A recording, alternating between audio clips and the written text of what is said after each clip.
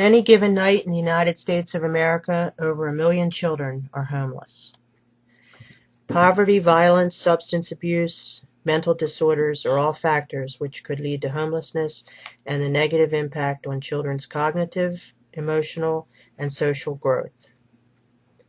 The first 3 years of a child's life are the most important for incredible growth in all areas of their development. For good mental health, an infant needs to form safe relationships with others, learn, communicate, play, and express emotions. As the child develops physically, they also develop socially and emotionally through giving and receiving love, rolling, crawling, walking, standing, running, talking, singing, joking, and rhyming. The trauma of being homeless and the parents' past experiences and lack of parenting skills dictate many risk factors in the development of these children. In order to help the children, we must help the family face their challenges with education, the strengths approach, not shaming them, but respecting them and advocating for them.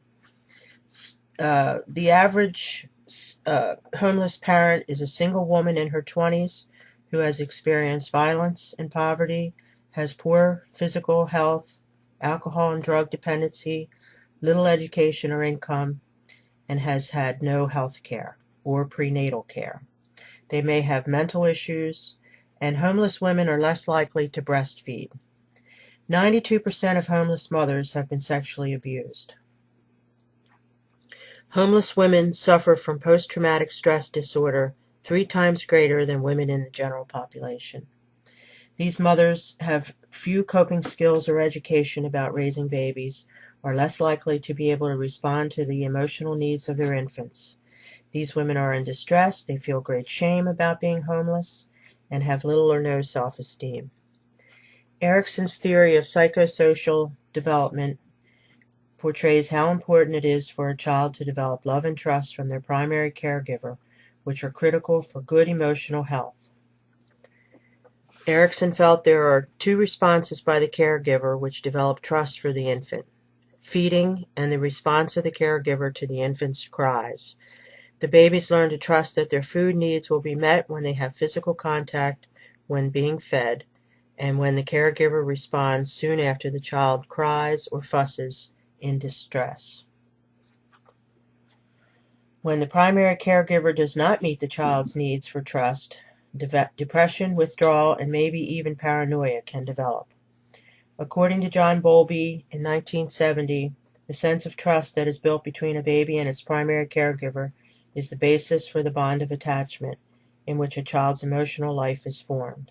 The attachment to a child provides emotional and physical concern, shows consistency in the life of the child, and is an emotional investment in that child. Homeless children develop much slower, have tremendous obstacles to overcome. The lack of good nutrition, health care and screenings, prenatal care, and health screenings are basic needs of all women with newborn babies. Hunger and poor nutrition reduce motor skills, create brain impairment, and chronic conditions such as asthma, anemia, stunted growth, ear infections, and emotional distress in these babies, many of whom do not thrive in these environments. Some of the challenging issues of living in a homeless shelter or borrowed space are privacy for sleeping, crying, feeding, developing. Many of these babies are premature and have low birth weights. Homeless infants are being raised in the public eye in unsafe neighborhoods, exposed to toxic environments, lead paint, and waste dumps. They may be exposed to violence, infectious disease, and risky behaviors. Homeless infants have a 2-time greater chance of having learning disabilities and a 4-time greater chance of developmental delays and delay in language. These children may develop behavioral problems such as impulsiveness, aggressiveness, ADHD, or conduct disorders. They may grow up to have problems with anxiety, depression, mental disorders, and low self-esteem. Infants learn to give and receive love through rolling, crawling, walking, standing, running, singing, rhyming, and joking. Shelters are usually not clean or safe, and the children may be exposed to bug infestations, molds, overcrowding, lack of refrigeration, sanitation, smoke, and the lack of routine. Through play, children learn to solve problems, discover new concepts, and experiment with new roles in language. In appropriate playing, Children gain their self-esteem, reliable relationships, and learn that they are loved and important to the primary caregiver. Homelessness carries great stigma. As Susan Klein said, there is nothing sadder than seeing a mom in a shelter with a newborn. We as social workers could encourage parenting classes, social activities, educate the mothers to become more sensitive, responsive, and stimulating to their children. We could gently teach the mothers to have eye contact with their babies, talk to them, use positive touch, and cuddle and coo them. There is hope for these families, and from the viewpoint of the social worker, we must use the strengths approach, be direct and not shaming, help these women solve their problems, respect their parenting perspective while educating them with new skills, address their own experience about having been parented, be a positive role model, provide social support, advocate for them, and create a nurturing office environment, and above all, never give up on anyone. Children are resilient and need at the very least one caring, competent adult in their lives that they can trust. A lot of shame is attached to being homeless, which makes living in a shelter all the more difficult. We must work together to provide the basic human needs of dignity, food security, safe, stable shelter, clothing, love, and support. John Bowlby said, if a community values its children, it must cherish their parents.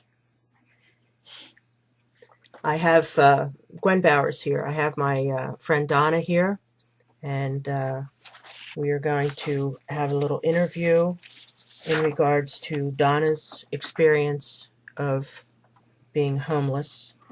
Donna, thank you very much for doing this for me. I really appreciate it, and I'm interested in hearing your... Donna, I really appreciate you doing this for me and allowing me to interview you about that section of your life. Tell me, I know you chose to stay off camera, and I appreciate that. And that just tells me that there's still a lot of stigma and a lot of shame in your life about the beginning of this leg of your journey, this homelessness. Tell me how you became homeless, Donna. First of all, let me ask you this.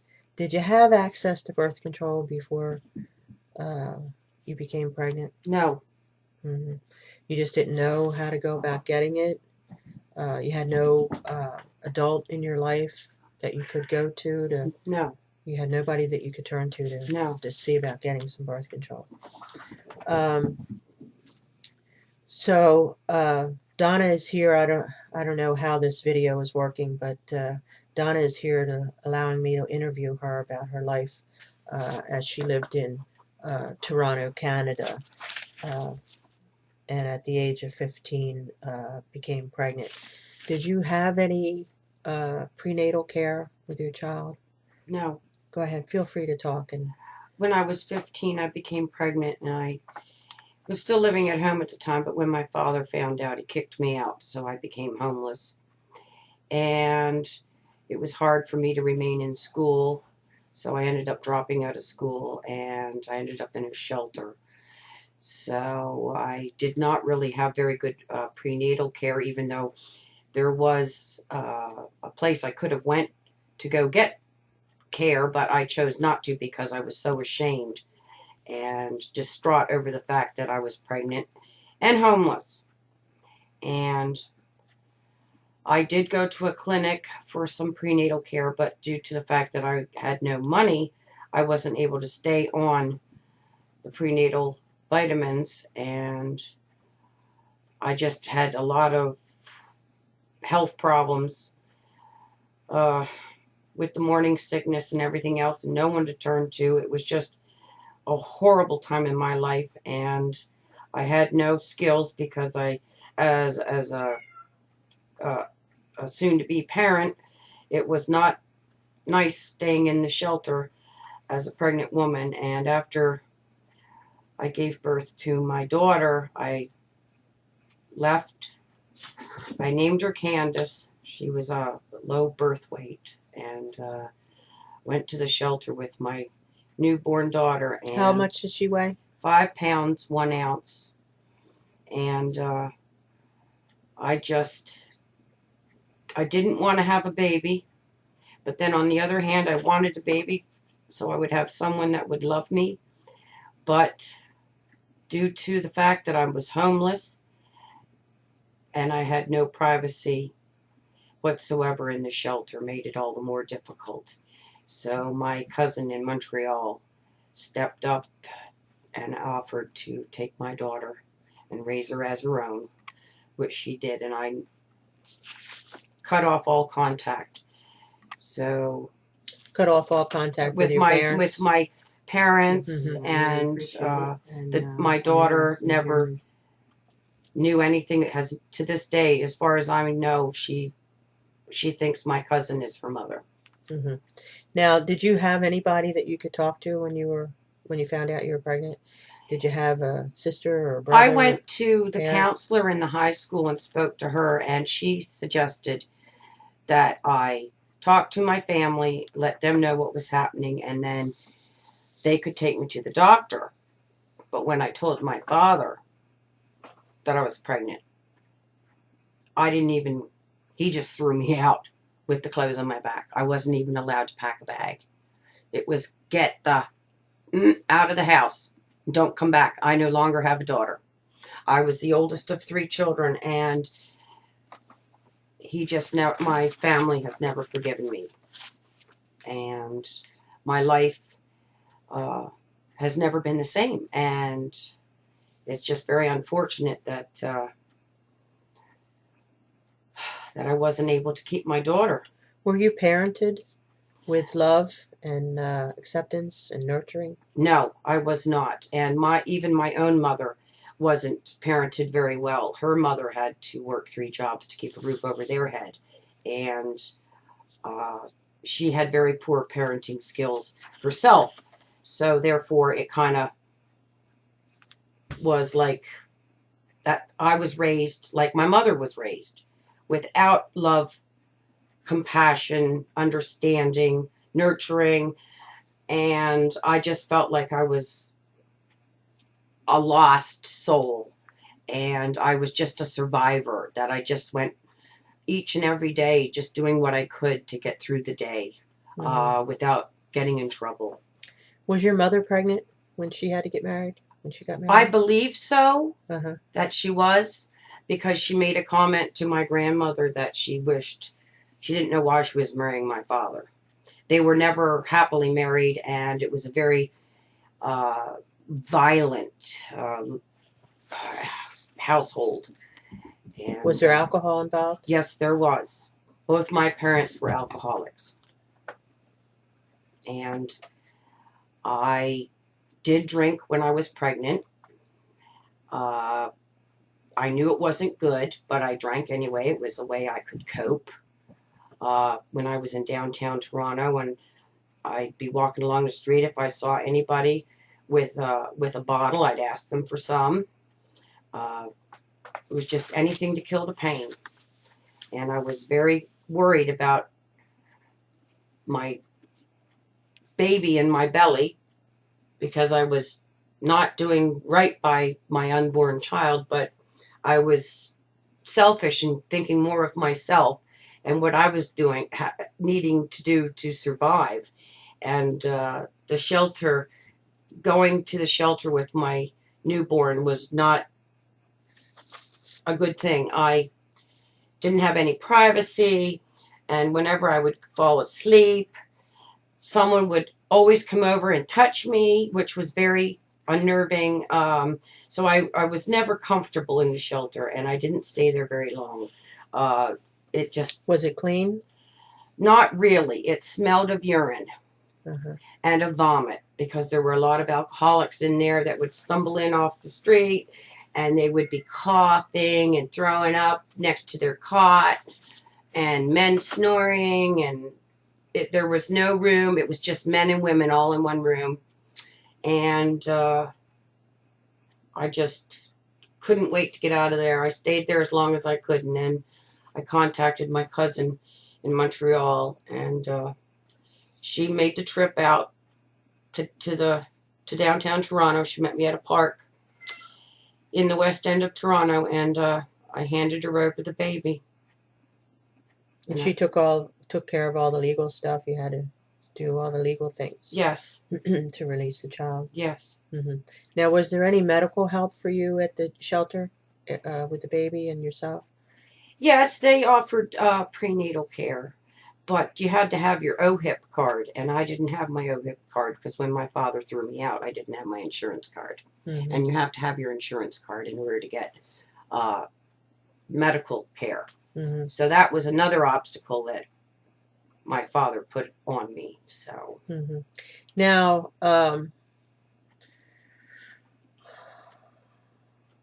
how do you feel about this now? Do you still feel shame about this? Yes, I do, because 30 years ago, I met this wonderful man, and we got married, and we have 2 beautiful children, and there isn't a day that goes by that I don't think of the child that I had all those years ago at the age of 15.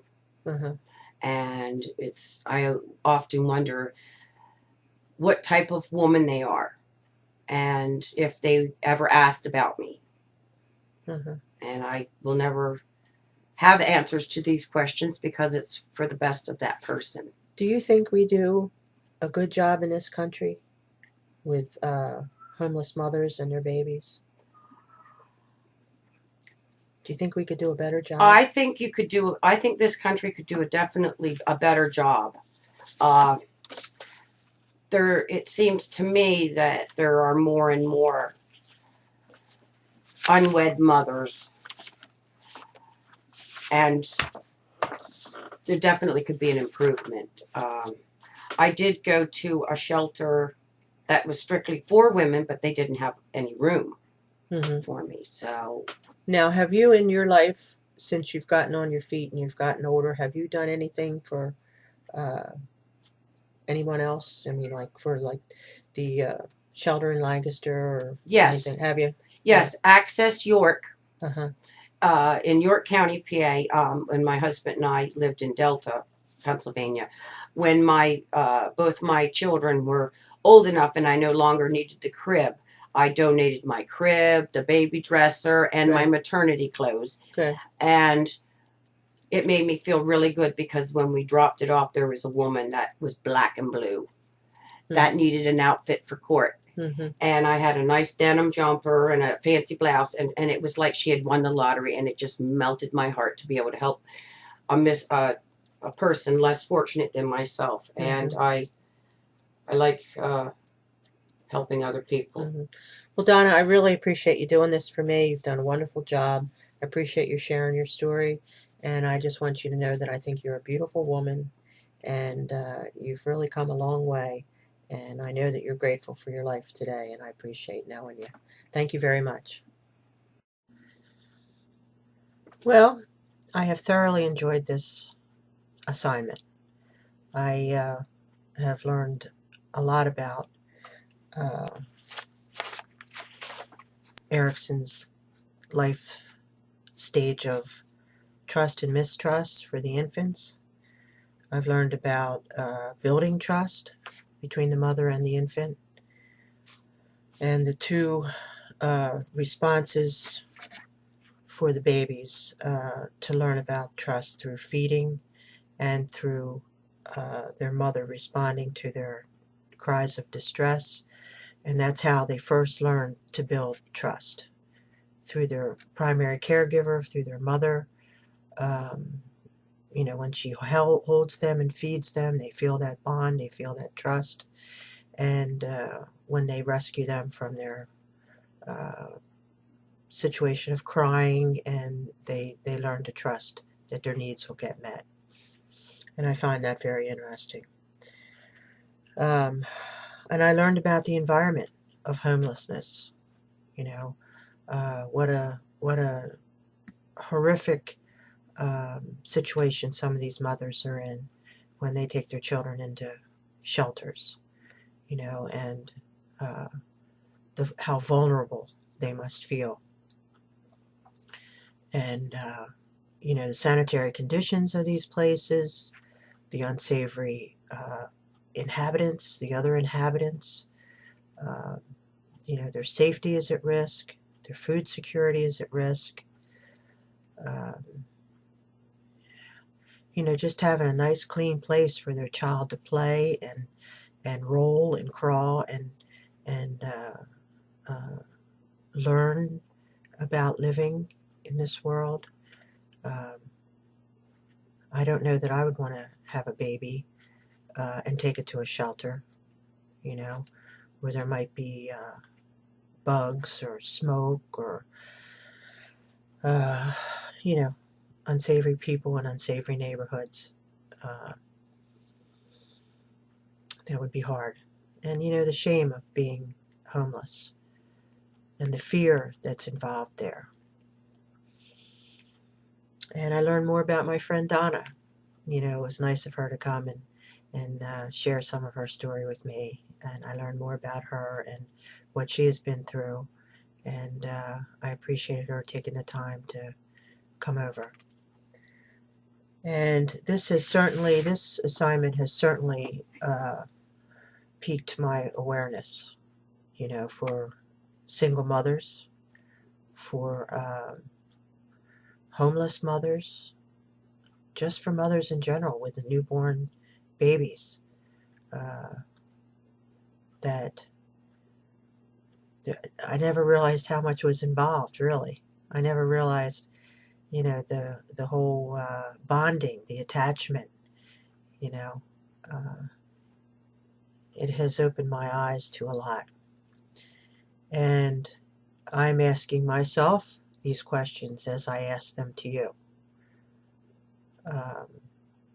Do we do enough in this country to help newborn babies and their mothers? Do we give them enough prenatal care, enough medical screenings? Are these children getting the best possible start in life that we can give them? I don't think so. I don't think we're giving them the best start that they could possibly have. I read that Dr. Sharma wrote an article, How We Treat Our Children Says How Civilized We Are.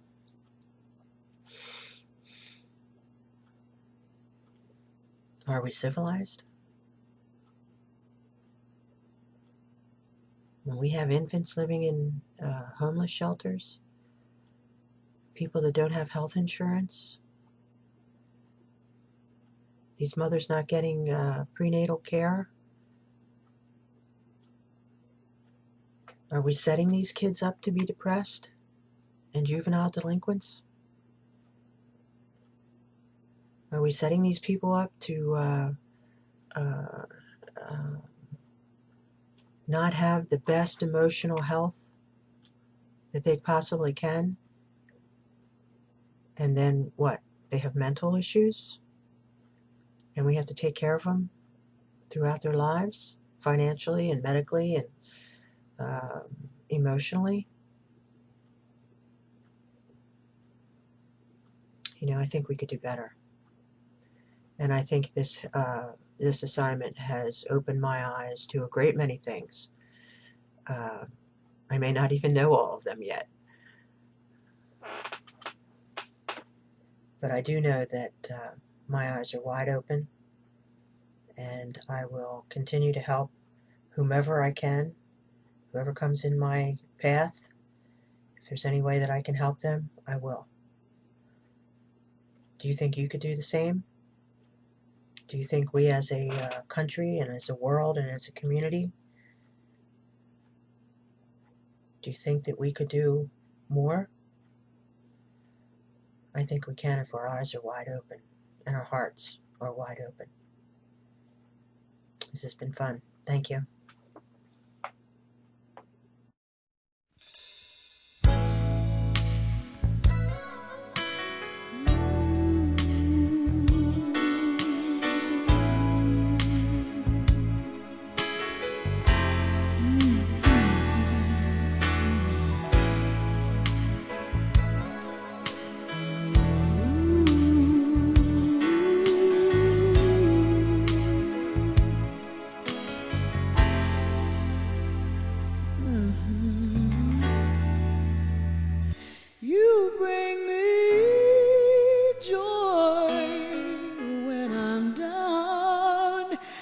so much joy. When I lose my way, your love comes smiling on me. I saw your face, and then I knew we would be friends. I was so afraid, but your eyes, they'd say, come to me.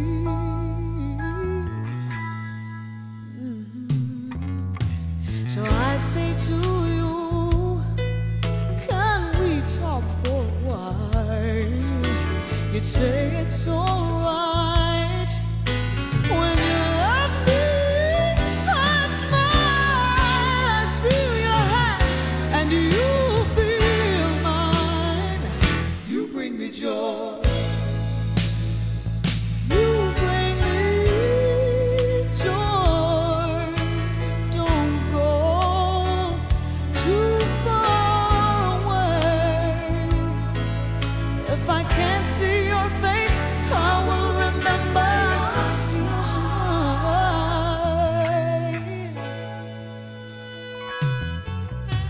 But can this be right? Oh, when should we be friends? I get lonely sometimes, and I'm mixed up again. 'Cause you're the finest thing I've seen in all my life. You bring me joy. My joy, my joy.